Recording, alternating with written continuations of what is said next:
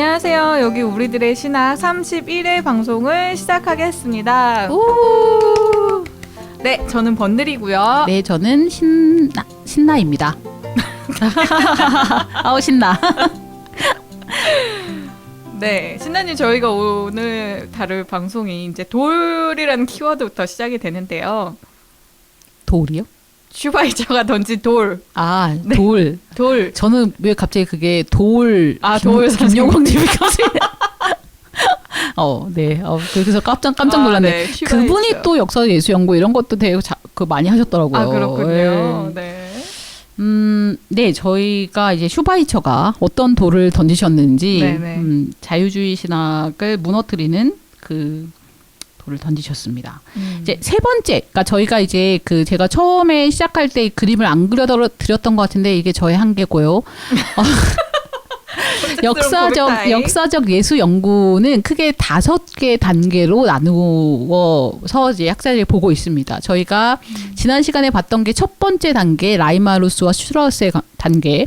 그러니까 처음으로 이제 역사적 예수, 그러니까 그런 신화, 복음서에서 나타나는 신화에 대한 문제 제기, 그다음에 그것과 그다음에 역사적 예수를 분리시키는 거.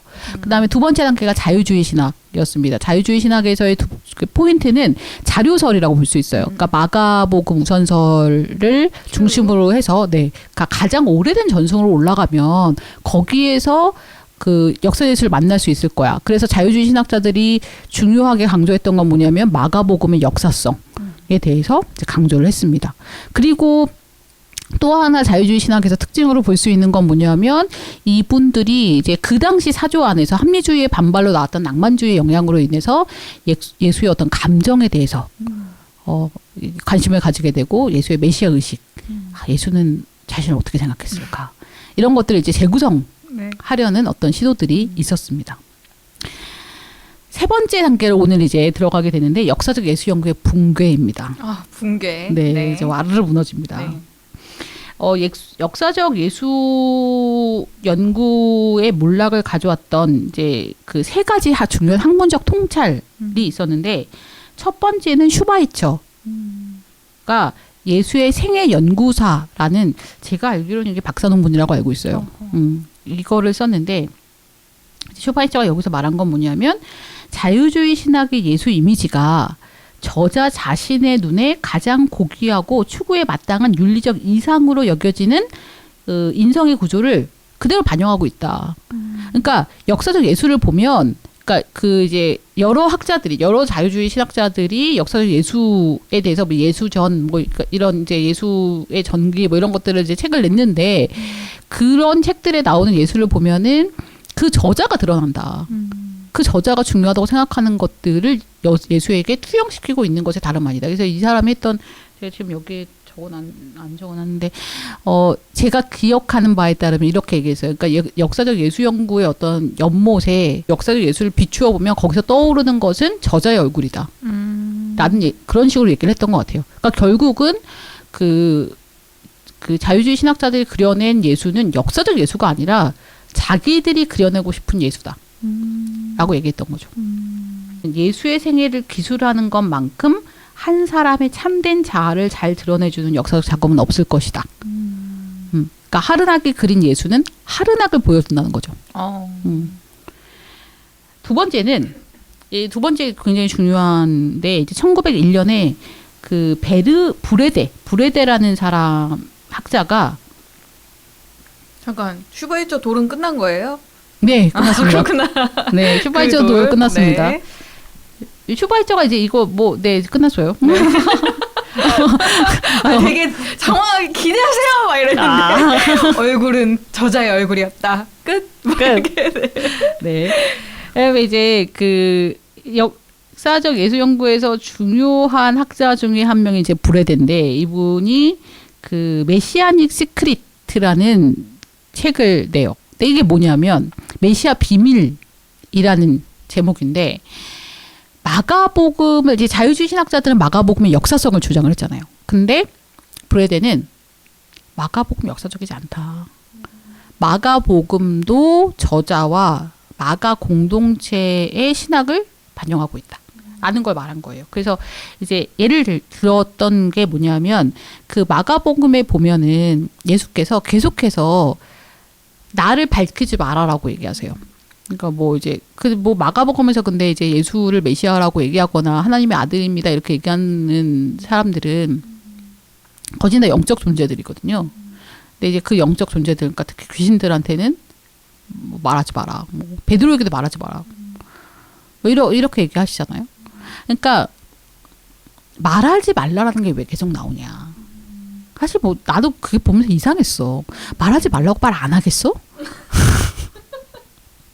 말 안 하냐고. 나 같으면 말 안 하겠냐고. 말하지 말라면 더 말하지. 그게 뭐 숨겨질 수 있는 비밀이요? 근데 왜 이렇게 계속 얘기를 할까? 이게 뭐 그냥 이제 실제로 그게 실행되지 않는다면 그냥 땅바닥에 떨어지는 되게 쓸모없는 말인데 이 말이 왜 계속 나올까 궁금하긴 했었거든요. 저는 마가복음 읽으면서. 근데 브레데라는 사람이 무려 1901년에 이게 몇 년? 200년 전이? 1900년 200년이라뇨. 100년 전이? 지금 120년 전. 2021년입니다. 아, 그렇군요. 네. 120년 전인가요, 그러면? 120년 전에 무려 이런 말씀을 하셨어요. 이런 걸 발견을 했어요. 그러니까 이 사람의 설명은 뭐냐면 예수가 메시아라는 건 알려져 있지 않았다는 거예요. 그런데 예수가 지상에서도 메시아였다면 왜 예수는 자신이 메시아라고 얘기하지 않았을까? 왜 사람들은 그가 메시아라는 걸 몰랐을까를 공동체는 설명을 해야 됐고 그래서 예수의 입에 말하지 마. 이건 비밀이야. 그래서 알려지지 않은 거야. 라고 설명을 했다는 시기였던 거죠. 내러티브를 이렇게 짜기 위한 어떤 그러니까 그죠? 그러니까 역사적 예수에게서 왜 그게 알려지지 않았을 거야를 공동체가 해명해야 됐고 그 해명의 이제 결과가 말하지 마라. 메시아 비밀이라는 어떤 그 주제로 마가복음에 나타나게 된다.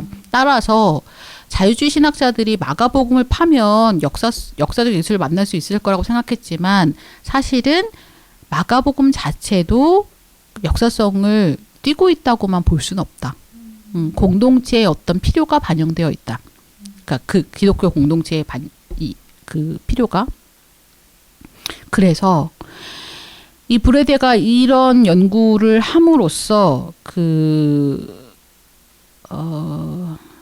두 개의 가장 오래된 자료를 추적해서 예수의 역사와 부활 사건 이후의 그리스도 이미지를 구분해낼 수 있을 거다라고 믿었던 자유주의 신학의 확신이 무너지게 된 거죠. 세 번째는 칼 슈미트라는 중요한 학자가 있는데 칼 슈미트라는 학자는 이제 양식 비평이라는 그 비평 방법에서 굉장히 중요한 학자예요. 근데 이 슈미트는 공간복음의 단편성을 증명을 했는데 그는 예수 전승이 작은 단위들로 이루어져 있고 예수의 이야기의 연대기적이거나 지리적 틀은 마가복음 기자가 추후에 만들어낸 거다라고 하는 것을 보여주었습니다. 이로써 일련의 단화들을 통해서 예수의 인성 전개를 읽어낼 가능성이 없어졌습니다. 더욱이 양식 비평은 그 작은 단위들마저 교회 공동체 필요에 의해서 형성됐고 이때 역사적 회성은 부차적 기능을 했을 뿐이다 라는 사실을 알아냈어요. 그러니까 이제 양식 비평이라는 것에 대해서 잠시 얘기를 하면 양식 비평이라는 거는 그러니까 이제 전승 비평에서는 아까 말했던 것처럼 자료들의 관계를 밝히고 어떤 게 제일 오래된 자료지라는 거를 알아내고 싶은 거. 그래서 그 가장 오래된 자료를 통해서 실제로 역사에서 일어났던 게 뭐지?에 접근하고 싶은 거가 전승 비평이라면 양식 비평이라는 거는 뭐냐면은 이제 자료들이 만들어지기 전에 쓰여지기 전에 말로 전해지던 단계가 있었을 거 아니에요. 그 당시는 뭔가 구전의 세계니까. 그러면 구전으로 전해지던 거는 예를 들면 마가복음 전체를 통째로 외워가지고 구전으로 전하진 않았을 거라는 거예요. 그렇죠? 그래서 작은 단위들, 예를 들어 뭐 새도 집이 있고 뭐 여우도 머리 둘 곳이 있지만 인자는 머리 둘 곳이 없어. 뭐 이런 이야기죠. 그런 단어 하나. 그 다음에 뭐 씨 뿌리는 자의 비유 단어 하나. 뭐 이런 식으로 그러니까 이런 조각조각 난 이야기들이 입에서 입으로 전해졌을 거다. 그런 게 양식이에요. 근데 그런 양식, 그렇게 그런 조각조각 난 작은 단위들을 모아서 하나의 이야기를 만들어냈잖아요. 만약에 마가복음이면 마가복음 저자가 하나의 이야기를 만들어내는데 그런데 그 전승들을 모아가지고 뭔가 스토리를 만들어냈잖아요. 그래서 이제 그거를 그냥 뭐 콩쥐팥지에 한 달락 가져오고 뭐 이렇게 해와달 한 달락 가져오고 이렇게 해서 한 게 아니라 여러 이야기들을 해가지고 거기에 뭐 누가 살았는데 여기는 어디였는데 어디로 갔고 강을 건너가서 그 다음 날 뭐 이런 것들을 집어넣잖아요. 그러니까 시간 순서를 만들어내고 공간의 이동을 만들어내고 이런 것들은 저자가 한 거다. 그러면은 그런 것들 저자가 했으면 요 전승, 그러니까 예수가 하신 그 말씀 단위 하나의 작은 조각, 그거는 역사도 예수냐? 그것도 공동체에 필요해서 생겨났을 가능성이 굉장히 크다라고 얘기를 한 거예요. 그러니까 그 양식 비평이라는 거는 그 삶의 자리라는 것하고 연결이 돼 있어요. 근데 그러니까 그게 무슨 말이냐면 어떤 그러니까 작은 단위가 생겨날 때 그 단위가 생겨나게 된 그것을 필요로 했던 삶의 정황이 있다는 거예요. 뭐가 있을까요? 그러니까 예를 들어 뭐 이제 지금 생각나는 거는 주님께서 잡히시던 날 밤에 뭐 떡을 떼시고 뭐 이런 전승이 있잖아요. 그거는 굉장히 오래된 전승일 거라고 생각하거든요. 근데 그게 정말 예수였냐? 혹시 그런 성례전을 했던 초기 그리스도 공동체의 필요에 의해서 생겨난 거 아니겠냐.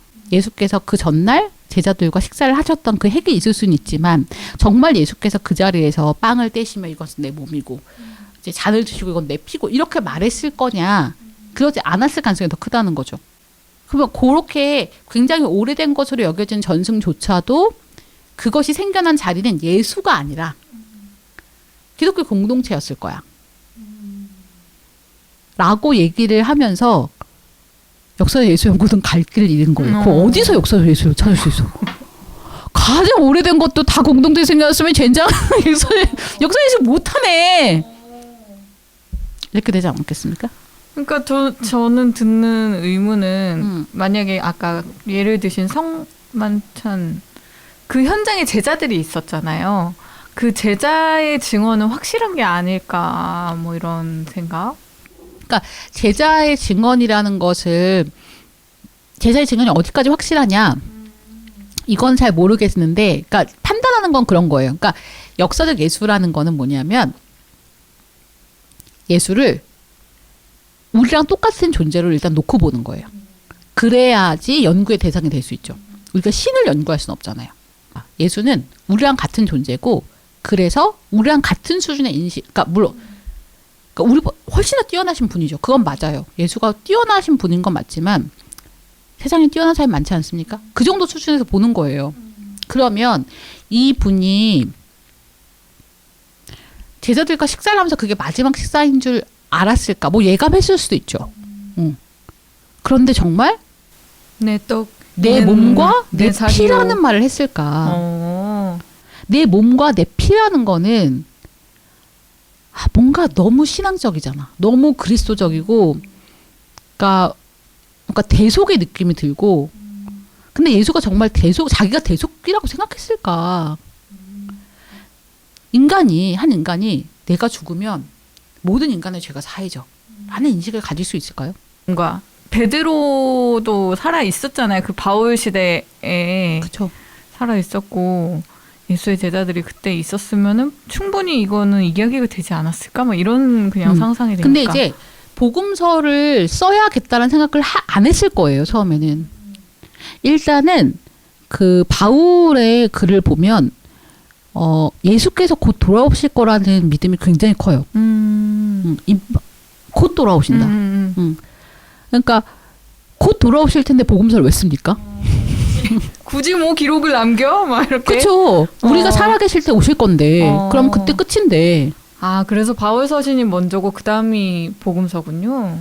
그렇죠. 근데 복음서가 쓰여지게 되는 배경은 일단은 1차 목격자들이 죽기 시작한 거예요. 기록을 이제 남겨야겠다. 그러면서 기록을 남겨야 될 필요성이 대두가 된 거죠. 그래서 공동체가 어떤 이제 그 공동의 노력을 통해서 뭐 이제 자금을 투자하고 뭐 이런 방식, 그러니까 이거를 수집하고 기록하는 것 자체가 어마어마한 작업이죠. 그러겠네요. 어마어마한 프로젝트라서 공동체적 프로젝트였을 거다. 근데 그 공동체 전체가 동의해야만 한 거잖아요. 그거는. 그러니까 공동체가 전체가 동의할 만큼 어떤 그 절박한 어떤 필요가 있었을 텐데 그것은 아마도 1차 목격자들이 이제 돌아가시기 시작한 거. 그래서 이거를 빨리 기록을 남겨야겠다라는 필요성이 나왔을 거다. 그리고 이제 역사적 예수 연구의 마지막 이미 이제 거의 다 돌아가셨어요.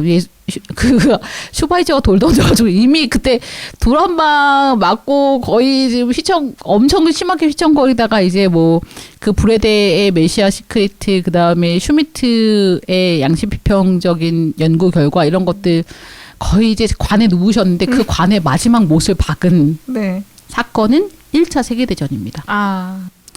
1차 세계대전이 마지막 못을 박았어요. 그러니까 이제 세계대전을 겪으면서 인간의 잔혹성과 부패를 고스란히 드러내는 증거가 세계 곳곳에 만연했고 인간의 선함에 대한 어떤 낭만주의적이고 낙관적인 믿음이 이제 19세기에 만연했는데 이제 이게 19세기 후반에는 뭐 그런 것도 이제 산산조각이 나게 되면서 더 이상 이제 자유주의자들이 주장했던 도덕적 교사로서의 예수라는 이미지 자체가 설득력이 없어진 거죠.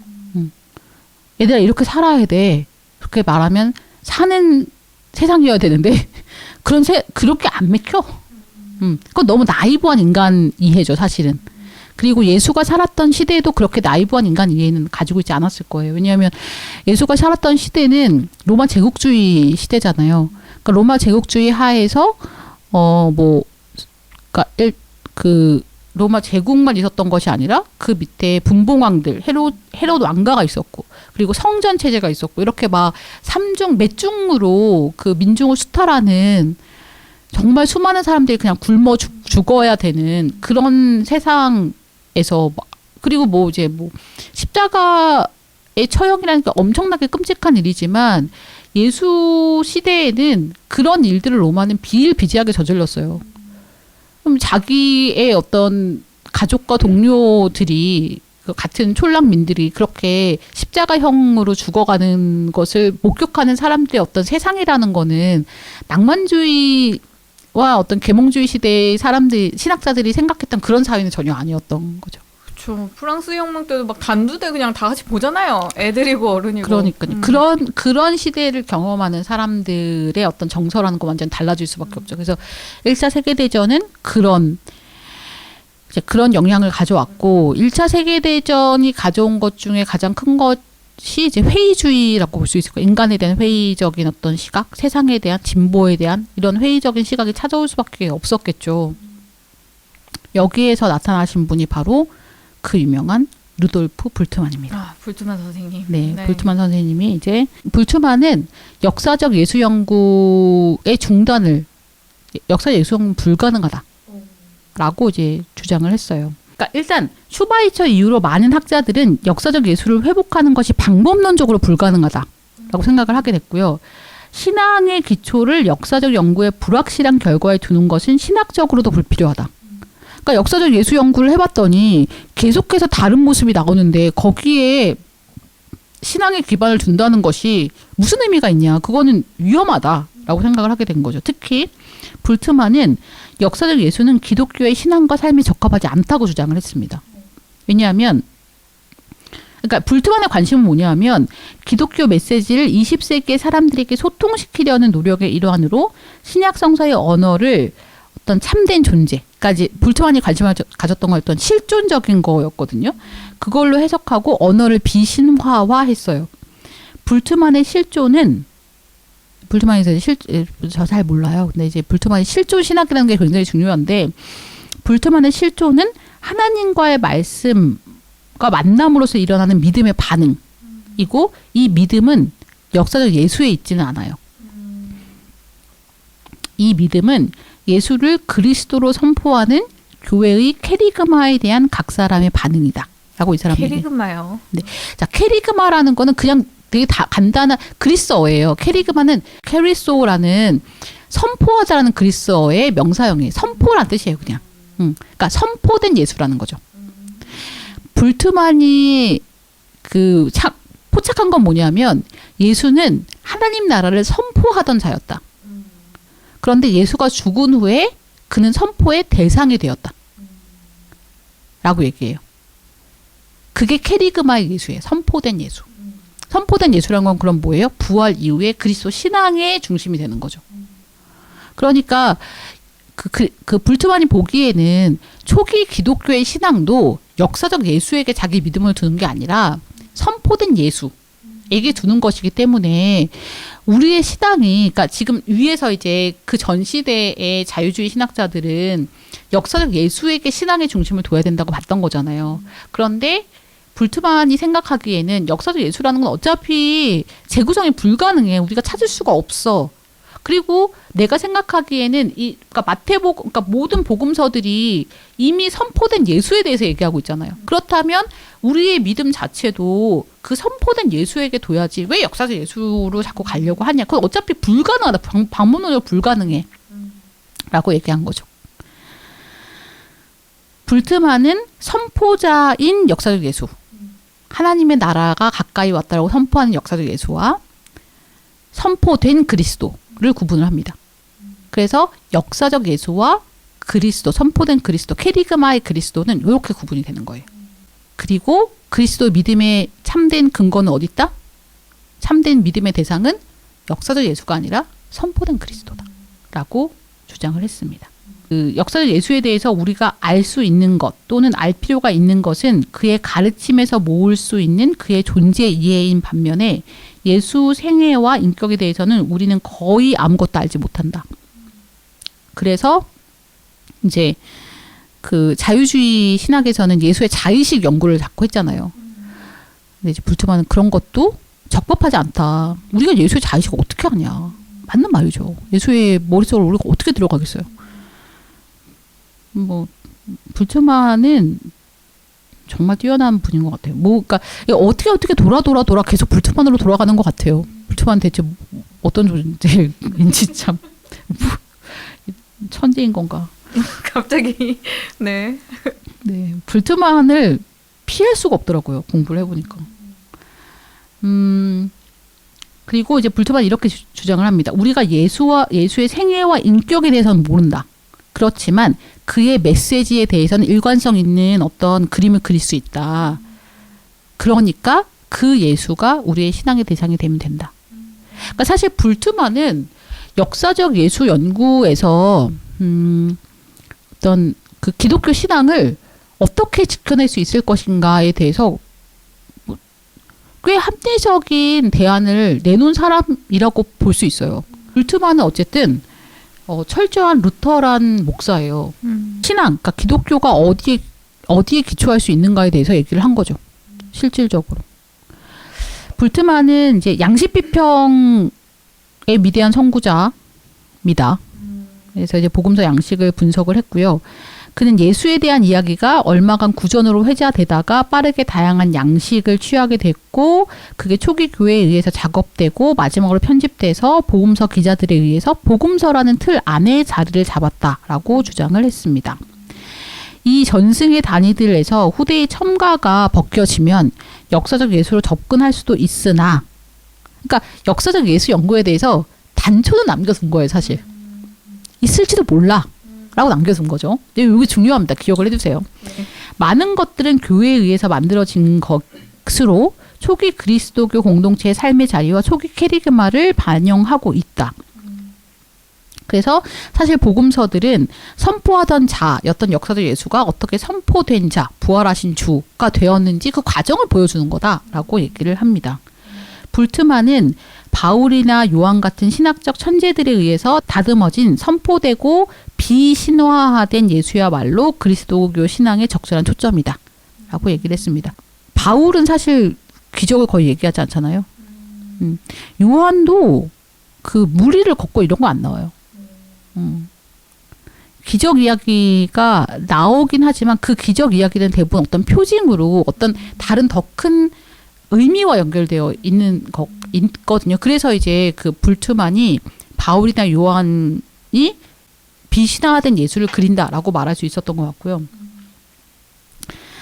불트만은 그 당시에는 거의 신학계의 그냥 에베레스트 산이었어요.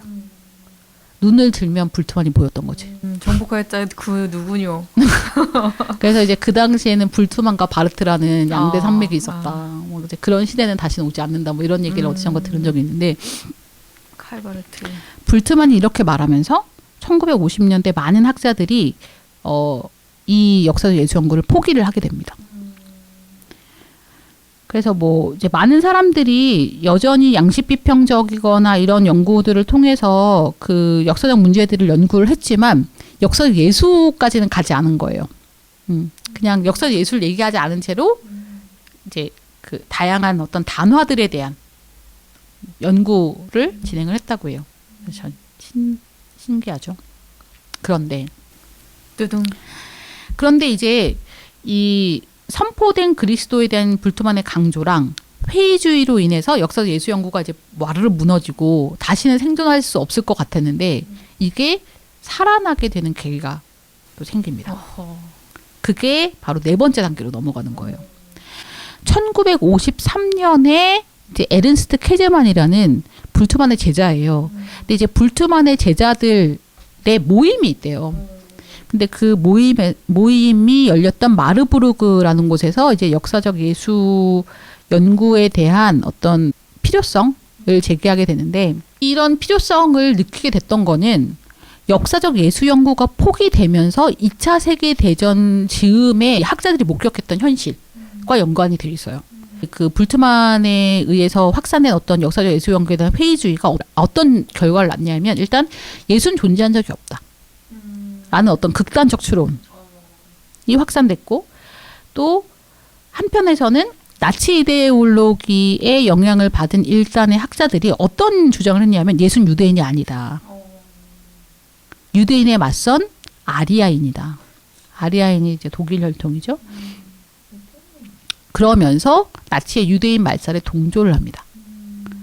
예수께서 유대인에게 맞선 독일인 아리아 혈통인데 우리의 이런 이 나치의 유대인 말살 정책은 예수와 맞닿아 있다. 그리고 유대인이 예수를 죽였지 않냐. 뭐 이런 거는 정말 너무 오랫동안 유럽에서 계속해서 있었던 거지만 어쨌든 그런 것들이 이제 돌아오니까 굉장히 큰 파도로 덮친 거죠, 유럽을. 그게 뭐 저는 독일에서만 독특하게 생겨난 건 전혀 아니고요. 그러니까 그 중세 내내 살아 있었던 거예요. 그러니까 계속해서 유대인에 대한 핍박은 계속 있었거든요. 그리스도인들의. 그러니까 너희가 예수를 죽였잖아. 이렇게. 근데 그게 이제 이렇게 대규모로 일어났던 거죠, 그때. 이런 현실에 대해서 역사적 예수 연구가 포기되었을 때 이게 아무렇게나 쓰일 수 있구나. 그리고 그것에 대해서 뭔가 이렇게 딱 어떤 중심을 잡고 그게 아니야라고 말해줄 수 있는 힘이 없었다라는 것에 대한 반성으로부터 생겨났던 것 같아요. 그래서 케제만은 이걸 이제 우리가 새로운 탐구라고 부릅니다. 새로운 탐구는 이제 그 케제만이 했던 역사적 예수 연구, 역사적 예수 문제로부터 추동이 됐는데요. 케제만은 역사적 예수와 신앙의 그리스도를 과도하게 구별하는 게 바람직하지 않다라고 주장을 하게 됩니다. 만약 예수의 역사성이라는 닻을 거두어 들인다면 예수는 방향 없이 떠내려가서 거짓된 의제에 봉사하는 누군가에 의해서 전유되거나 나치가 예수를 전유한 것처럼 아니면 예수가 역사적으로 전혀 존재하지 않았어 라는 그런 가연설의 위험에 맞닥뜨리게 된다. 라고 하면서 역사적 예수 연구의 필요성을 얘기를 했는데 그렇다고 해서 케제만이 그러면 19세기의 역사적 예수 연구, 자유주의 신학의 역사적 예수 연구로 돌아가자는 거냐? 그건 아니에요. 그러니까 여전히 이 사람들 누구예요? 이 사람 다 불트만의 제자들이에요. 그래서 우리가 포스트 불트마니안들이라고 얘기하거든요. 여전히 복음서의 역사적 가치에 대해서는 상당히 회의적입니다. 그렇지만 예수에 대해서 부인할 수 없는 어떤 사실들을 건져낼 수는 있을 거야. 근데 이게 그러니까 자유주의 신학과도 어떤 그 자유주의 신학이 이미 붕괴됐잖아요. 그것을 무시하고 옛날로 돌아가지 않고 그런 어떤 반성적인 지점에서 시작해서 그럼 역사적 예수에 대해서 우리가 문제 제기될 수 없는 방어가 가능한 역사적 예수 연구란 무엇일까라는 걸 고민을 했을 때 이 사람들은 어떤 기준을 세우자. 요 요 기준들을 통과하는 걸 우리가 역사적 예수라고 부르자라고 했던 거예요. 그래서 방법론을 이제 정하는데 옛탐구는 자유주의 신학, 그 탐구를 옛탐구, 올드 퀘스트라고 불러요. 네. 그 올드 퀘스트에서 관심은 뭐였나 하면 교리에서 해방된 예수. 그리고 그 예수가 우리에게 진짜 기독교의 삶을 알려줄 거야. 라는 거였다면 새 탐구는 에른스트 케제만을 시작으로 해서 포스트 불트마니안들이 하는 이제 탐구인데 요거는 신앙의 그리스도와 구체적인 역사적 인물 간의 연속성을 확립하겠다라는 어떤 오히려 교회적이고 신앙적인 의제를 가지고 있었던 거예요. 그러니까 그러니까는 불트만은 신앙의 그리스도, 그러니까 캐리그마의 그리스도와 역사적 예수 간에 연속성이 없다고 봤거든요. 거기에 근거할 수 없다고 했잖아요. 역사적 예수 못 찾아. 근데 이제 에른스트 케제만이 얘기했던 거는 연속성을 확립할 수 있다. 확립해야 하고 그리고 확립할 수 있다. 라는 거였어요. 그래서 이제 이 사람들이 가장 이제 열심히 파고들었던 건 뭐냐면 방법론입니다. 방법론적으로 다 동의할 수 있는, 모든 사람들이 동의할 수 있는 역사 예술을 찾아내자. 그 방법론 중에 하나가 뭐냐면 비유사성의 기준이라는 거예요. 비유사성의 기준. 우리가 이제 앞에서 이미 자료 비평, 네. 그래서 내문서가 나왔죠. 그 다음에 양식 비평 나왔죠. 슈미트에. 그러면 이제 그런 것들은 층을 갈라낸 거잖아요. 층을 갈라내고 제일 오래된 거 뭐지? 근데 제일 오래된 걸 찾았어. 근데 이 제일 오래된 게 예수 말씀인가? 마가. 그러니까 지금 해결이 안 되는 거잖아요. 그러니까 아까 그 브레데가 야 제일 오래된 것도 그것도 공동체에 해석이 들어가 있는 거야. 그리고 슈미트라는 사람은 양식 비평이 그 작은 단어에도 그 공동체의 삶의 자리가 있어라고 얘기했잖아요. 그러면 어떤 단어를 제일 오래된 걸 찾았어. 그럼 요게 역사적 예수에게 속한 건지 아니면은 기독교 공동체에 속한 건지 요거를 판별해 내면 그러면은 그게 뭐 어떤 한 줌이 됐건 뭐가 됐건 골라낼 수 있지 않겠어라고 믿었던 거죠. 말이 되죠. 그래서 그 기준 중에 가장 중요했던 게 비유사성의 기준인데 비유사성의 기준이란 건 뭐냐면 진짜 예수가 하신 말씀은 기독교의 메시지랑도 다르고 유대교랑도 다른 거야. 그럼 뭐예요? 그래서 되게 독특한 거. 되게 독특한 찐 거. 예수. 찐 예수는 네. 분명히 유대교적인 영향과도 다르고 유대교적인 어떤 전승들과도 굉장히 다르고 그러면서 그러니까 기독교의 어떤 색깔이 들어가면 이거 네네. 공동체 것이라고 할 거니까. 그렇죠. 그거랑도 다르고 그렇게 굉장히 굉장히 유일무이한 아주 그냥 네. 이 어디서 찾을 수 없는 그런 게 네. 진짜 예수가 하신 말씀일 거다. 예수는 그런 존재니까 하느님한테서 오신 존재니까 그렇게 네네. 말씀을 하셨겠지. 어제 우리가 못 들어본. 네. 신흥 종교 같은 느낌인데 어쨌든요. 아니, 사실은 이제 요런 게 불트만에 의해서도 이미 사용이 됐다고 합니다. 근데 이제 그 새로운 탐구에서 이런 방법론을 제일 정교하고 발전시킨 학자가 노먼 페린이라는 학자인데 이 노먼 페린이 이렇게 말을 했대요. 우리가 도달할 수 있는 말씀의 가장 초기 형태가 고대 유대교와 초기 교회가 특징적으로 강조하는 것과 다르다라는 것이 입증될 수만 있으면 그건 진정한 예수 말씀이다. 이렇게 이제 생각을 한 거예요. 자, 그런데 요 비유사성의 기준의 뒤에는 두 가지 전제가 있습니다. 이상하잖아요, 일이. 네, 번들리 지금 이상하다. 그건 뭘까? 네. 참, 그 당시 학자들도 이런 생각을 못했던 것 같아. 이게 이상하다고 생각을 못했던 거지. 그래서 다 이제 이렇게 하면 되겠다. 근데 첫째는 뭐냐면 이것의 전제는 첫째 예수가 유대교적 배경과 유산에 맞서 있다. 이걸 받아들이지 않고 이거를 비판하고 이것과는 다른 무엇이다 라는 게 이미 전제가 되어 있는 거잖아요. 따라서 진짜 예수에게서 나온 건 예수를 자신의 동시대 유대인과 구별시켜 줄 거다라고 생각했던 것. 이게 첫 번째 전제. 두 번째 전제는 초대교회의 창조성으로 인해서 예수와 복음서 사이에 높은 연속성이 추정될 수 없다라는 전제. 그러니까 초대교회가 너무나 창조적으로 예수를 만들어냈기 때문에 진짜 예수와 초대교회가 만들어낸 예수는 완전 다를 거야. 라는 전제. 그렇게 해서 건져낸 예수 말씀은 진짜 한 두세 개 정도. 한 줌. 아, 두세 개는 아니었네요. 페린이 공들여 추출해낸 진정한 예수 말씀은 추출했어. 한 30개에서 40개 였다고 해요. 에센스. 근데 이제 그게 크게 세 가지로 분류가 되는데 네. 비유. 비유는 독특하다. 예수에게서. 그다음에 하나님 왕국과 관련된 가르침, 주의 기도. 요런 정도로 분류가 된다고 해요. 근데 이게 욕을 쳐먹습니다. 아주 욕을 쳐먹어요. 왜냐하면 어떤 그 전통 유산과도 연결되지 않는 어떤 예수라는 것이 과연 있겠는가. 말이 안 되는 거지 사실은. 예수는 유대인이었고 당연히 유대교적 영향을 받았으니까 예수가 하신 말씀도 유대적인 색깔을 띌 수밖에 없고, 그 다음에 예수의 말씀을 기독교 공동체가 받았으니까 기독교 공동체의 말씀과 예수의 사이도 연속성이 있을 수밖에 없죠. 어떻게 이렇게 만들어낸 예수는 그냥 관념 속의 예수지, 이런 예수는 존재하지 않는 거야. 이거 뭐야 이 사람. 아무하고도 소통할 수 없는 자야. 뭐지? 갑자기 혼자 아싸로 만들어 놓은 거죠. 이게 말이 됩니까? 그래서 이 기준은 사실 이제 지금 현재의 역사적 예수의 연구에서 완전히 폐기된 기준이긴 합니다.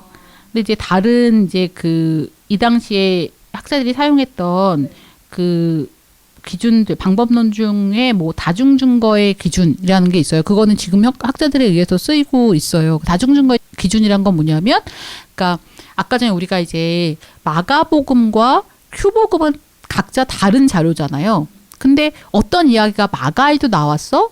근데 큐에도 나오네? 근데 새로 발견되는 복음서들이 있잖아요. 뭐 예를 들어 도마복음에도 나왔어. 그럼 이거는 진짜 예수가 하신 말씀이 아닐까?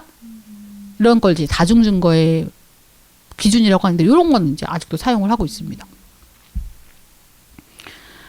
그래서 이제 요런 새로운 예수 탐구, 뉴퀘스트라는 포스트 불트마니안들이 했던 예수 연구의 가장 큰 문제점은 예수가 유대인이라는 점을 간과했던 것.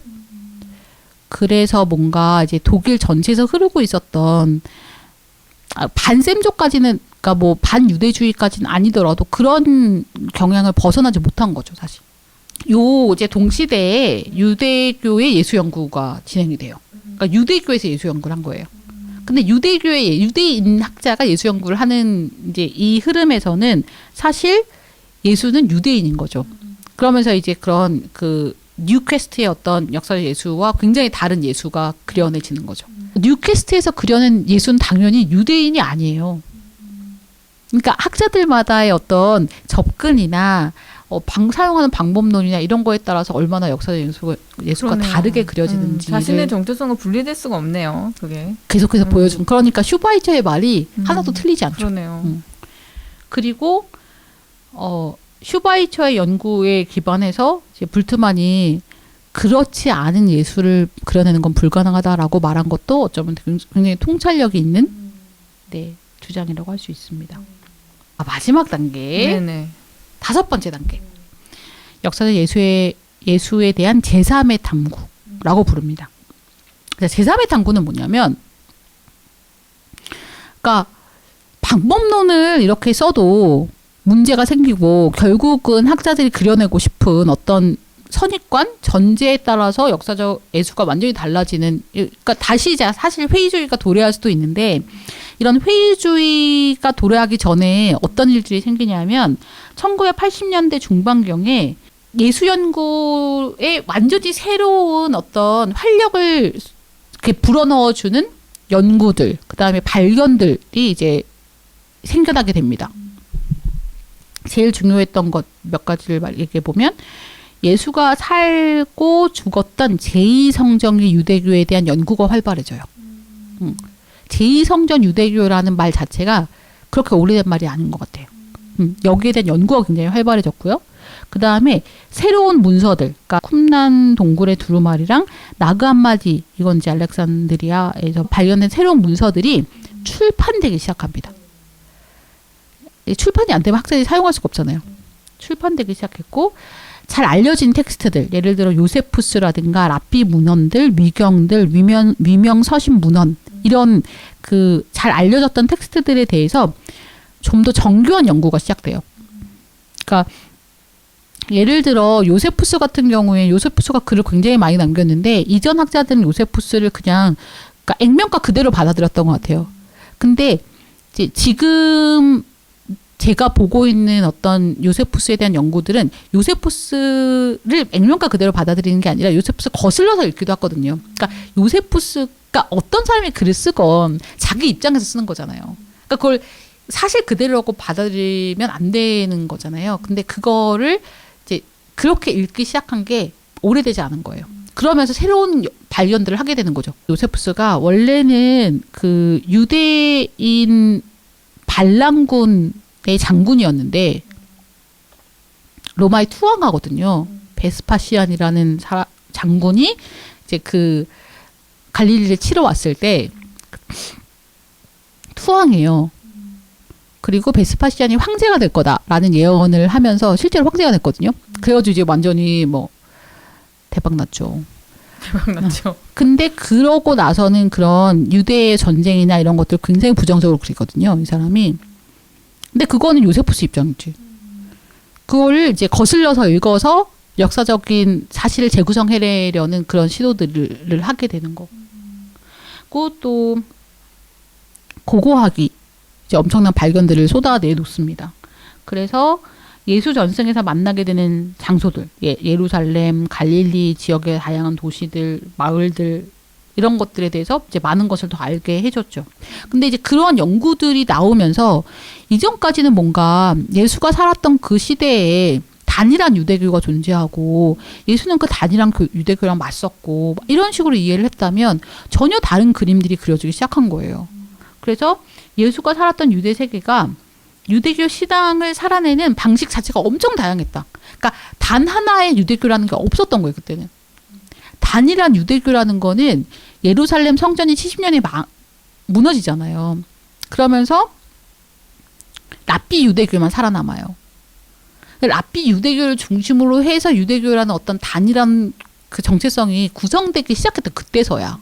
그 전에는 정말 다양한 자기를 유대교라고 부르지만 정말 다양한 모습들이 존재를 하고 있었기 때문에 유대교가 이것이다라고 말할 수 있는 게 없었다는 거예요. 그거를 이제 알게 됐고. 그래서 예수가 유대교에 맞섰어? 그럼 어떤 유대교? 이렇게 물어봐야 되는 거죠. 그러니까 예수가 맞설 만한 유대교라는 존재가 정말 있었는가라는 거.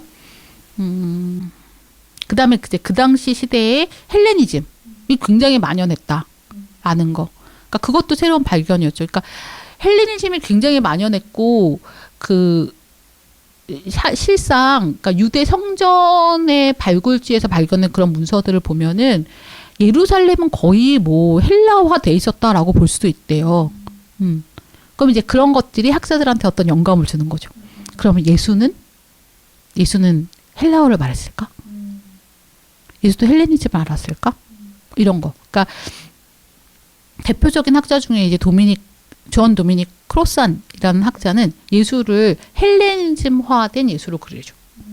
그래서 예수가 살았던 시대의 예수는 그 그리스 문화를 충분히 알았을 거고 그리스어도 알았을 가능성이 있고 그리스 철학의 영향을 받았을 거고 그래서 예수가 행했던 어떤 그 행적을 보면은 그리스의 견유 철학이랑 되게 비슷해. 그래서 견유 철학자 예수로 이제 예수를 그려내요. 크로산은. 그러면서 또 그렇게 돈을 때로 벌었습니다. 그렇군요. 그러니까 예수 세미나가 완전 미국에서는 히트를 쳤어요. 엄청난 돈을 벌었어요. 그런데 그 이유는 뭐냐면 예수를 견유철학자로 그려서 뭔가 그런 거지. 그 당시에 그 미국도 제가 뭐 미국을 잘하는 건 아닙니다만 그 히피 문화나 저항 문화나 이런 것들이 굉장히 그 멋있었던 그런 시대에 예수를 그렇게 그린 거죠. 약간 저항하는 지식인 이렇게. 그 욕을 처먹습니다. 오래 살겠어. 욕을 처먹. 아유, 네. 그래서 네. 그래서 선생님은 그렇게 운동도 열심히 하시고, 아, 그래요? 네, 돈도 많이 버시고. 부럽네요. 뭐 나중에 이제 견주 철학자라는 그 견해는 철회하긴 했어요. 그렇지만, 그러니까 벌대로 벌고 철회를 했어요. 그러니까 뭐 이제 이것도 그런 네. 학자들에 따라서 그러니까 그 예수 세미나의 그 본거지라고 해야 되나? 까먹었어요. 근데 그게 이제 캘리포니아에 있대요. 그래서 학자들이 그런 말을 많이 해요. 그러니까 크로스안과 예수 세미나가 그려내는 예수는 뭔가 캘리포니아틱하다 이렇게. 근데 뭔지 좀 알 것 같잖아. 아, 막 이렇게 네네네. 요가하고 네, 막, 네. 막 태양 네, 막 이렇게 그치, 막 네. 쏟아지는데 막. 네, 그렇게 얘기를 하더라고요. 근데 이제 크로스안처럼 그렇게 읽어낸 사람이 있는가 하면 호슬리라는 학자는 그러니까 그런 그 헬라화의 정도가 도시와 촌락이 달랐을 거다라고 주장해요. 그리고 예루살렘이 헬라화 됐더라도 갈릴리 촌락 마을이 헬라화 되진 않았다. 근데 그게 훨씬 더 설득력이 있죠. 그러니까 우리가 도시화가 굉장히, 그러니까 이제 우리나라 같은 뭐 세계화라는 걸 봤을 때 도시들은 사실 어디 가나 똑같잖아요. 근데 시골은 좀 다르잖아요. 시골의 어떤 그 문화를 받아들이는 속도는 완전 다르고 그런 현실에 주목한다면 예수가 정말로 헬라화 되었겠느냐 이거는 회의적이다. 그리고 나사렛 촌뜨기 뭐 이런. 그렇죠. 그러니까 말이 갈릴리 있는데. 촌락 같은 경우에는 오히려 그런 헬라화에 굉장히 저항감을 느꼈고 뭐 그러니까 그런 뭐 스마트 도시 이런 걸 말한다고 합시다. 거기에 저항하지 않으시겠어요? 그러니까 이게 모든 사람들이 그걸 환영하고 이러지는 않다는 거죠. 인간의 삶이라는 것 자체가. 오히려 이제 오래된 전통적인 삶을 더 옹호하고 특히나 농촌은 땅을 기반으로 하기 때문에 땅을 기반으로 하는 사람들은 보수적일 수밖에 없다. 이런 주장을 이제 호슬리는 폈고 모세 전통을 중심으로 하는 그런 촌락 공동체를 회복하고자 했던 것이 예수 운동이었다. 라고 봅니다. 어쨌든지 간에 이것도 이제 연구들, 고고학적 연구들 이런 것이 쏟아져 들어올 때 그걸 어떻게 해석하느냐에 따라서 학자들마다 그려내는 역사적 예수가 달라지는 거죠. 그러네요. 이런 배경에서 역사적 예수에 대한 그런 그 포스트 불트마니안들의 새로운 탐구가 얼마나 편협했는가 이런 것들이 이제 훨씬 더 뚜렷하게 그 인식이 됐는데 왜냐하면 이 사람들은 일단 유대교의 경계짓기 그다음에 원시 그리스도교적 이단들 영지주의 이런 것들과의 경계짓기를 통해서 그리스도교의 정체성을 확립하려고 하는 신학적 관심이 되게 많았다. 그래서 이 사람들은 정통적인 그러니까 자료들만 썼거든요. 주로 복음서. 그런데 이제 이런 그 지금 우리가 지금 하고 있는 제3의 탐구의 학자들 같은 경우에는 온갖 자료를 다 씁니다. 그러니까 뭐 미경, 뭐 도마복음, 뭐 오히려 이제 그 예수 세미나의 학자들은 도마복음, 베드로복음 이런 걸 더 많이 써요. 그러니까 크로스안이 대단한 학자다라고 하는 거는 이 사람이 주무르는 자료의 양이 엄청나요. 그리고 뭘 자료로 증거를 대니까 또 크로스안이 재밌어요. 짜릿합니다. 네, 꼭 읽어보세요. 괜히 돈을 많이 번 게 아니군요. 네, 맞아요. 존경까지는 아닌데 부럽습니다. 존경까지는 아니고. 네. 네. 제3의 탐구가 어떻게 좀 다른가를 보면은 새로운 탐구, 포스트 불트마니안들의 탐구는 유럽 중심이었죠. 특히 독일. 그런데 이제 요 제3의 탐구에서는 영어권 국가들을 중심으로 해서 이루어지고요. 그 새로운 탐구에 관심이 신학적이었다면 이제 여기 제3의 탐구에서는 사회사적 관심이 커져요. 그 다음에 예수와 유대교의 경계짓기를 하는 대신에 예수를 유대교 안으로 편입시키는 작업이 활발해지고요. 정경 자료에 대한 선호 대신에 비정경적 자료, 때로는 이단적 자료들에 대한 개방성이 자리를 잡은 게 특징입니다. 사회사적 관심을 먼저 보면 예수의 출현과 운명에는 1세기의 유대교 사회를 특징짓던 긴장관계가 깔려 있다. 제3의 탐구에서는 기본적으로 역사관 자체가 좀 바뀐다고 볼 수 있을 것 같아요. 그 전에 역사관에서는 예수라는 어떤 인물이 출중한 거지. 그래서 이 인물이 어떤 역사를 만들어가. 근데 그게 그 시대에 존재했던 어떤 역사관이거든요.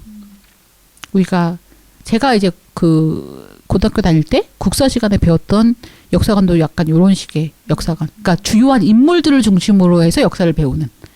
이 왕이 어떤 일을 했는가. 아우 지겨워. 야, 무슨 일을 그렇게 많이 해. 근데 그 왕이 그렇게 해서 세상이 바뀌었어. 재미가 없잖아요. 근데 역사관 자체가 바뀌면서 역사에 큰 흐름이 있고 그 흐름에서 한 인물이 거기에 반응하는 것이다. 라는 식의 역사관이 자리를 잡게 되고 예수도 그렇게 보는 거예요.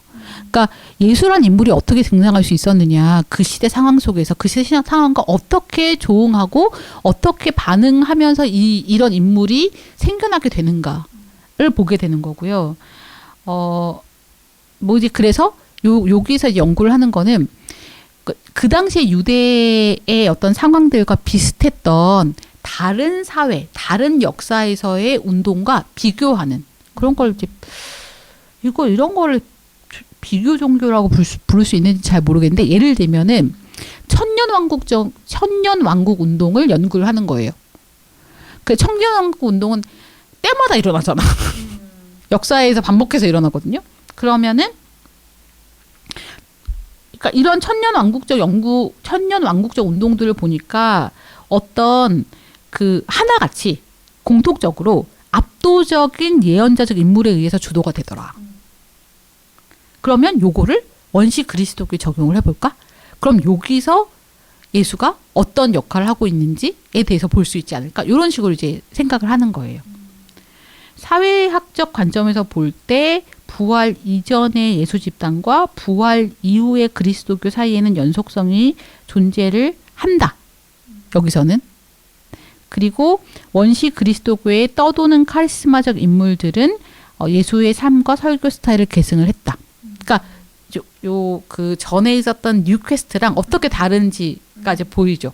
연속성을 얘기를 하면서 어떤 식으로 연속되고 있다. 어떤 점은 달라지고 어떤 점은 연속하겠지 당연히. 그다음에 두 번째는 유대교 안으로 편입됐다고 얘기했잖아요. 그래서 예수는 유대교 갱신운동 중에 하나를 한 거다. 그 운동이 토라와 종말론을 강화한 것은 그 외에 다른 급진적 신정주의 운동과 형식적인 면에서 비슷하다. 완전 독특하진 않다. 그러니까 그 제3의 탐구에서는 예수가 그 당시의 운동과 어떤 점에서 비슷했는가를 먼저 봐요. 그리고 이 비슷한 운동 속에서 예수 운동이 나왔는데 그 운동이 어떤 면에서 독특한가. 그런 면에서 독특한 점을 밝히려고 하지. 이게 예수 운동이 그러니까 뭔가 우리는 독특해야 돼. 기독교는 하나님이 시작하신 거잖아. 그러니까 모든 인간적인 것과 달라야 되지 않겠어? 이런 생각에서 보려고 자꾸 했다면 그 전까지의 연구는 이제는 그렇게 보지 않고 인간 역사의 한 흐름에서 나왔는데 근데 예수는 어떤 면에서 독특하지? 이런 점에선 비슷하네. 근데 그 비슷한 면을 비교해야만 독특한 점이 두드러진다라고 보는 거예요. 그다음에 이제 뭐 예수의 선포가 회복의 종말론, 그다음에 유대 민족의 재건을 지향했다, 이런 것들을 얘기를 하고요. 그다음에 이제 뭐 이런 것도 있어요. 그러니까 예수께 붙여진 이름들 있잖아요. 그런 것들 사실 굉장히 유대교적이다. 유대교적인 어떤 맥락들을 가져와서 예수에게 붙여지는 것이다. 그러니까 유대교, 그러니까 그리스도교 공동체가 처음에 자기를 기독교라고 인식하지 않았거든요. 이거는 사도행전에도 나오잖아요. 그러니까 사도행전의 사도들이 계속 유대교 회당, 아까 성전에 올라가잖아요. 예배드리러 올라가고 절기 지키러 올라가고, 예배 기도하러 올라가고. 그러니까 자기를 유대교 아니라고 생각한 적이 없는 거예요, 이 사람들은. 그리고 그 유대교 맥락에서 예수를 해석했던 거죠. 근데 어떤 역사적인 그 계기로 인해서 분리해 나와야만 했던 순간들이 있었던 거고. 그다음에 마지막으로 이제 비정격 자료들에 대해서 1945년에 발견된 도마복음. 그다음에 이제 큐복음. 그러니까 특히 그러니까 예수 세미나에서 큐복음과 도마복음을 굉장히 선호를 합니다.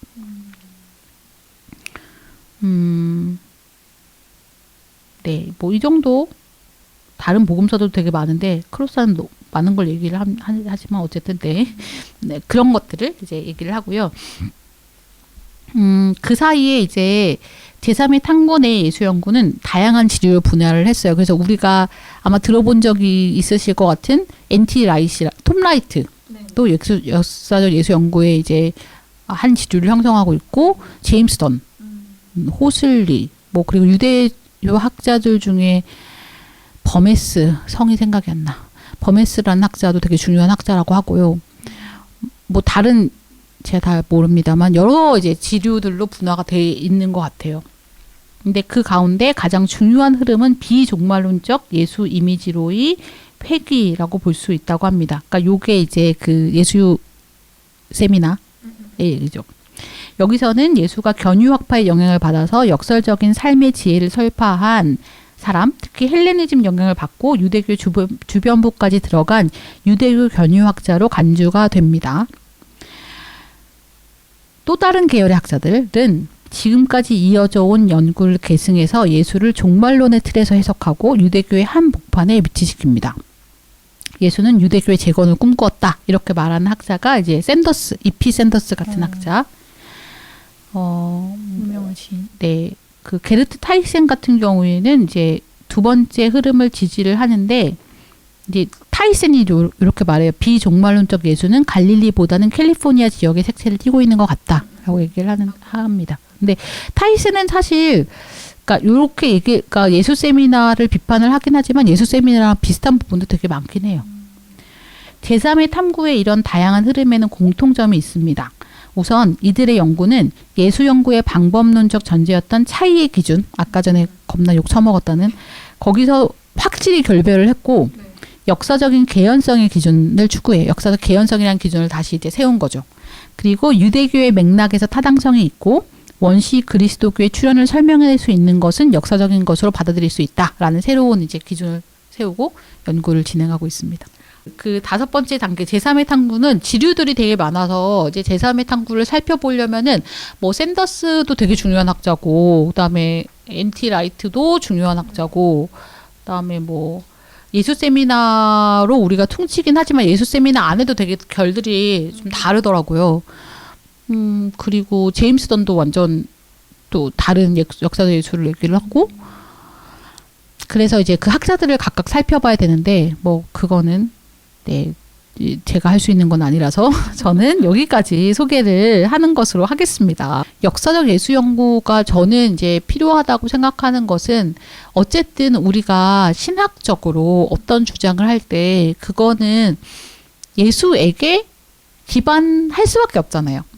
예수가 이렇게 하셨어 라는 거에 기반할 수밖에 없기 때문에 모든 학자들은 그래서 역사적 예수에게로 돌아가서 그걸 들여다봐야 되는 거구나. 거기에 근거하지 않은 건 너무 허약하니까. 그렇다면 내가 재건하게 되는 역사적 예수는 어떤 모습일까? 뭐 이런 생각들을 하면서 이제 이 공부를 했었고, 저는 이제 뭐 어쨌든 그 여성주의 신학에 관심이 있으니까 여성주의 신학으로서의 역사적 예수는 어떻게 구성될 수 있는가? 이런 거에 관심이 있고, 이제 피오렌자도 역사 예수 연구에서 어떤 이제 그 결과들을 가지고 있는 걸로 알고 있어요. 그래서 여성 신학자가 재구성하는 역사적 예수. 근데 이제 여성 신학자가 재구성하는 역사적 예수는 예수 연구가 가지고 아까 역사적 예수가 가지고 있었던 어떤 급진성이 어떻게 빠르게 그 교회가 어떤 조직화되고 그러니까 그 관료화되면서 그러니까 변색되고 변질되고 폐기되는가, 이런 것들에 이제 관심이 좀 더 많은 것 같고, 대부분의 학자들이 또 그런 것들은 많이 비판을 하는 것 같아요. 네. 그래서 뭐 기회가 되면 그런 역사적 예수, 그러니까 학자들에 의해서 재구성된 어떤 역사적 예수에 대해서도 보면 좋을 것 같고, 어쨌든 어떤 한 인물을 완전히 재구성하는 건 불가능하죠. 그러니까 예를 들어 우리 엄마가 아직 생존에 계신데 우리 엄마를 내가 재구성해낼 수 있나? 없거든요. 그거는 완벽하게 재구성은 없죠. 그렇지만 그럼에도 불구하고 이제 가능한 만큼 그것을 해내는 거는 분명 의미가 있고, 그러니까 역사적 예수 연구를 통해서 아까 이제 그 케제만이 느꼈던 어떤 문제점, 문제 의식은 저는 유효하다고 생각해요. 그러니까는 역사적 예수에게서 닻을 거두어 들인 그리스도교가 어디로 흘러갈 것인가? 그건 너무 위험하다. 근데 역사적 예수가 분명 어떤 사회적으로건 여러 가지 면에서, 그러니까 뭐 그 종교적이건 사회적이건 뭐 정치적이라고까지 말할 수 있나? 근데 정치가 아닌 건 없으니까 급진적이었던 분은 맞거든요. 그리고 어떤 복음서들을 읽을 때, 그러니까 어쩔 수 없이 예수, 그게 이제 그 예수건 아니면 초기 기독교 공동체건 이런 생각을 그 당시에 가질 수 있었다고 이렇게 생각되는 부분들이 있어요. 그리고 그게 우리가 믿고 있는 기독교여야 하는데, 그런 것들을 설득력 있게 얘기할 수 있는 방법은 결국은 역사적 예수의 이야기일 수밖에 없지 않나, 이런 생각을 했어요. 저는 또 들으면서 그 생각도 들었는데, 옛날 국어 시간에 막 시인이 시를 한 줄 썼는데 뭐 이 사람의 의도, 뭐 의미, 이거를 엄청 분석을 하는 수업을 하면서 선생님이 근데 그냥 썼는데 우리가 그렇게 해석한 걸 수도 있다 이런 얘기를 했었는데, 맞아요. 그게 좀 생각이 나기도 하고. 맞아요. 그러니까 이게 뭐 어떤 사람은 말하고 근데 그 말로 끝나는 게 아니라 그 말을 들은 사람의 해석을 통해서 이게 대화가 어쨌든 맞아요. 완성이라고 해야 되나? 같이 완성하는 그쵸. 것. 그러니까 열매를 맺게 되는 거잖아요. 맞아요. 말만 한다고 해서 파자만 맞아요. 있다고 해서 열매를 맺을 수 있는 건 아니니까. 그러니까 그렇게 우리는 또 청자로 참여를 하는 거죠. 성경 읽기에서도. 예. 그리고 예수가 우리가 이제 예수를 불트만이 말했던 것처럼 신앙의 그리스도로 받아들인다고 했을 때 그 신앙의 그리스도의 기반이 되는 역사적 예수가 아주 단면적이고 편협한 어떤 모습을 가진 인물일 순 없는 거잖아요. 그러니까 그 시대에서 그 시대를 이렇게 그 시대의 파열음을 낼 수 있는 어떤 존재였던 건 분명하니까, 그건 뭐였을까? 그 당시 삶을 살아갔던, 고통받고 있었던 민중들에게 예수는 어떤 존재였고 어떤 메시지를 전했기에 이게 이런 식으로 그 운동이 그렇게 빠르게 퍼져나갈 수 있었는가? 그 주창자가 죽었음에도 불구하고 이런 것들에 대한 관심은 계속 필요하고, 그리스도가 예수를 잇는다, 예수의 제자가 된다, 이런 그 주장을, 이런 삶을 살아가고 싶은 사람들에게는 그게 굉장히 큰 의미를 가져야만 하겠죠.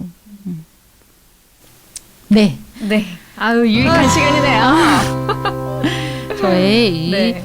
한 학기도 역사적 예수 공부한 거를 이제 여기서 썰을 풀어보았습니다. 네. 덕분에 잘 들었습니다. 이렇게 앉아서 편하게 들어도 되나, 나는. 그럼 들어주셔서 감사하고요. 네. 네. 혹시 그 방송을 들으시고, 틀린 게 있을 수도 있어요. 우리 항상 그거 전제하잖아요. 뭐 신학생 나부르게 지나지 않기 때문에 틀린 게 있을 수 있습니다. 제가 열심히 뭐 이제 막 공부를 하긴 했지만 뭐 틀린 건 항상 있을 수 있으니 틀린 게 있다면 뭐 지적해 주시고요. 다음 더 열심히 공부해서 더 준비해서 오리라. 더 풍성한 내용으로 찾아뵙도록 하겠습니다. 네. 덕분에 잘 들었습니다. 네. 자, 번들님 쫀쫀 콘텐츠 하나 준비하셨죠? 네. 쫀쫀 콘텐츠로 제가 책 하나를 추천하려고 하는데요. 사실 이거를 제가 아직 읽지는 못했어요. 서점에서 이렇게 목차 보고 몇 가지 내용만 보고 지금 추천을 드리는 거긴 한데, 트위터에 어떤 분이 이 리뷰 글과 함께 추천을 해주셔서 가지고 왔습니다. 제목은 사랑하는 사람이 정신질환을 앓고 있을 때, 리베카 울리스 지었고 강병철 옮김인데요. 그 리뷰 글 한번 읽어드려볼게요.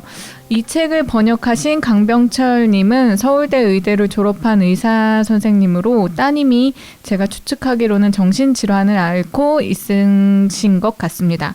도움이 될 만한 정보가 필요해서 전 세계를 뒤져 이 책을 사비로 번역, 출판을 하셨는데 제대로 알려지지 않아 절판이 되었고요. 우울로 아들을 잃으신 어떤 분이 출판 비용 전액을 후원하게 되어 다시 재간행하게 되었습니다. 하면서 이렇게 저도 보게 되었어요. 그래서 이 책의 책 소개에는 가족이나 사랑하는 사람이 정신질환을 앓고 있다면 이 책은 그와 당신을 구할 것이다. 조현병과 주요 정동장애 등 정신질환을 앓는 사람과 가족을 위한 안내서이다. 기본적인 증상은 물론 자살, 폭력 등 보다 심각한 증상에 대처하는 법, 다른 가족과 조화를 이루는 법, 의사나 의료기관과 치료를 위한 협동관계를 맺는 법, 주거, 직업, 돈을 관리하는 법 등 직접 현장에서 진료와 상담을 하면서 얻은 실용적인 정보를 정리한 책이다. 뭐 이런 식으로 얘기를 했어요. 그래서 제가 이 책을 왜 가져왔냐면은 교회 내에서 뭐 지금은 그렇지 않다라고도 생각을 하긴 하는데 좀 폭력적일 때가 많았던 것 같아요. 뭔가 귀신이 들렸다거나 얘가 지금 악한 영이 들려서 막 불로 막 이러면서 축기를 하거나 그런 방식이 되게 많거나 아니면은 기도로 극복을 해보자라고 하면서 이제 방치를 시키고 그러다가 더 이 사람의 상태가 악화됐던 여러 이제 경우를 봤는데 귀신 들림이나 이런 거를 뭐 부인하는 건 아니에요. 근데 분명히 조현병이나 이런 정신질환과 그런 귀신 들림은 분리되어야 된다고 생각을 하고 조현병 자체도 전체 인구의 몇 프로라더라? 아무튼 상당히 많은 수가 맞이하고 있는 병인데 방법을 잘 못 찾아서 우왕좌왕하다가 이렇게 힘든 경우들이 있는데 이 책이 도움이 될 거라고 생각해요. 길잡이 몇 가지 사항이 있는데 되게 구체적이에요. 왜 정신질환을 앓는 사람은 병을 부인하거나 약을 거부할까? 뭐 혹은 또 뭐 어디까지 도와줘야 하나? 또 정신질환을 앓는 사람과 함께 규칙을 정하기, 뭐 적절히 씻고 단장하기, 뭐 직접적으로 부정적 감정 표현하기, 환각에 대처하기, 망상에 대응하기, 막 이런 것 등 엄청 구체적으로 도움이 될 수 있는 책이라서 그래서 한번 구입을 하셔서 참고를 하시면 좋겠다. 읽기에 막 편하지는 않더라고요. 이렇게 구체적인 상황들도 되게 많고 해가지고 그래서 좀 읽는데 오래 걸리는 책 같긴 한데 도움이 되는 책이고 또 주변에 이 책이 필요한 사람들이 있으면은 주면 좋겠다라는 생각에 가져와 봤습니다. 네. 진짜 뭐 상황이 있으면은 꼭 네네네. 절실한 사람들에게는 진짜 도움이 될 것 같아서. 감사합니다. 네. 네, 신하님 방송 어떠셨는지 우리 아까 뭐 좀 나눴지만 저 뭐 얼마 안 되는 지식을 썰풀 수 있어서 좋았고요. 아니 그거를 정리하기까지 얼마나 치열하고 네? 이게 그 비하인드 스토리가 또 있는데 그러니까 역사적 예수 연구사를 제가 이제 발제를 했고 근데 제가 요번에 이제 벌써 마지막 학기라 종합 시험이라는 걸 봤어야 되는데 교수님께서 역사적 예수 연구사를 정리를 해라. 그래서 이제 그 학기 초에 발제문을 쓰고 그 학기 말에 이제 이 시험을 보기 위해서 또 막 정리를 막 했어요. 선생님 그 문제를 안 내셨어. 뭘 안 냈다고요? 이 문제를 안 내셨어요. 그래? 딴 문제. 나 공부 안 한 문제 내셨어. 공부해라 이렇게 해놓고 그러니까요. 공부해라 이렇게 해놓고 완전 딴 문제를 내셨어요. 그래서 제가 이제 그거를 그 종합시험을 준비하기 위해서 막 이제 이러고 막 외우지 않았겠습니까? 그렇군요. 어딘가에는 한을 풀고 싶었다. 내가 이렇게 여기서 한을 푼다. 덕분에 편하게 들었어. 맨날 이렇게 주워 먹네. 이렇게 옆에 편하게 주워 먹어서. 감사합니다. 아주. 너무 감사하네요. 네. 듣느라 수고하셨고. 재밌었습니다. 다들 재밌게 들으셨으면 좋겠네요. 다음번에도 재밌는 신학 이야기를 가지고 네. 찾아뵙도록 하겠습니다. 네, 좋습니다. 여러분 댓글과 좋아요 또 뭐 여러 가지 관심을 표현해 주시면 감사합니다. 사랑합니다. 네. 오늘도 수고하셨고요. 네, 고생하셨습니다. 다음에 또 봬요. 네, 건강하게 지내다 감사합니다. 만나요. 네. 네.